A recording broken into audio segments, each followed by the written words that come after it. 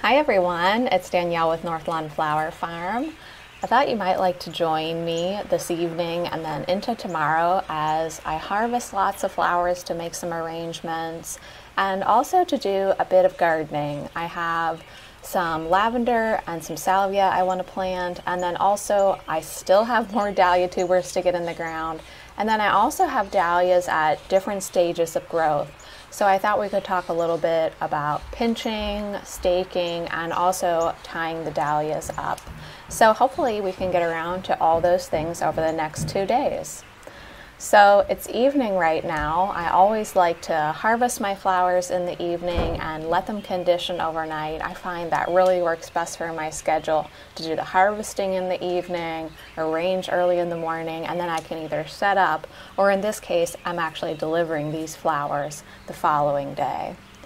But aren't these ranunculus absolutely stunning? These are the ranunculus that I shared about how to plant in the video I made on how to grow ranunculus, and I just couldn't be more pleased with their performance this year.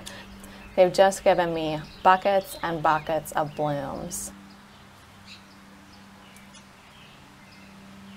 So these arrangements that we're making are just a bit fancier and slightly more expensive than the normal bouquets I sell at my stand. One is going to someone who has recently moved to the area as kind of a welcome to Pennsylvania gift. And the other one is for someone who's leaving their job. So I did go ahead down to the dollar store and just pick up some really beautiful vases, and I'm going to fill these bouquets with about double the flowers I normally would out at the stand. So I did do a pretty big harvest of the whole property for these bouquets, but what I got around to filming was the ranunculus, of course, and then I picked a whole bunch of Love-in-a Mist pods and also a lot of stems of Orlea. I do find Orlea to be a little bit hard to hydrate, so try to pick it at least 3/4 open. I prefer to pick it fully open and have the umbrella really leaning backwards. I find that really helps in the longevity of the stem. So here's what they look like all finished. This is the next morning now. I think they look great, and I'm going to head out and deliver them and then get back to the garden with Gracie. So I decided to do just a voiceover for all the footage you're going to see today, mainly because the birds were singing such glorious songs that I really wanted to just highlight their music naturally in the background. But I will try to share with you exactly what I'm getting around to today. So I'm just working on planting a bit more Munstead lavender. If you happen to live in an area like myself where you get a lot of rain and maybe you struggle with growing lavender, try planting them up a little bit higher and even on a gradual slope. I found that I pretty much have to do that in order to get my lavender to last through the winter.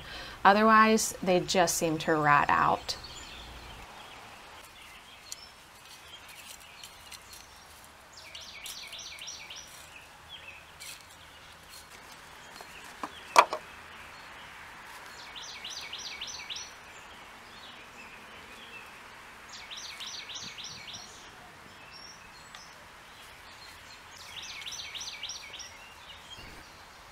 So I'm joined, of course, by my trusty companion, Grace, who always keeps me good company and keeps a watch on our property.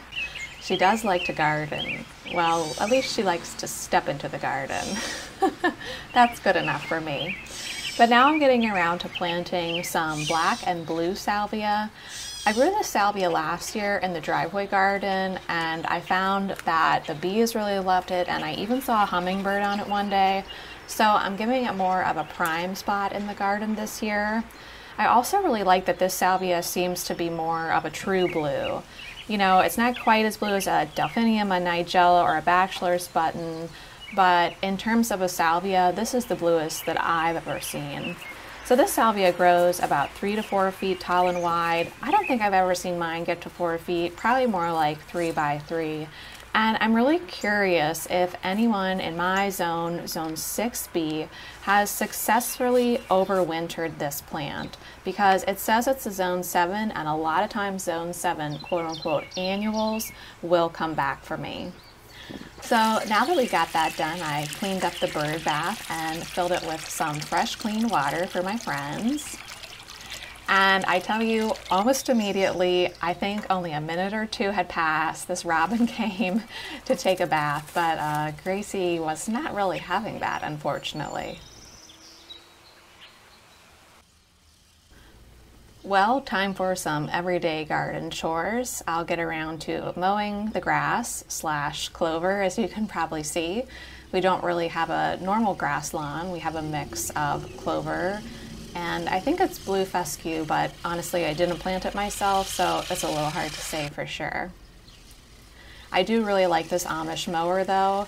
Of course it doesn't take gasoline, it doesn't make much noise at all. It's just a really nice, peaceful way to mow the lawn. I noticed we had some strawberries ready to be picked, so I picked a couple handfuls, and I thought I would see if Gracie would like to share some with me.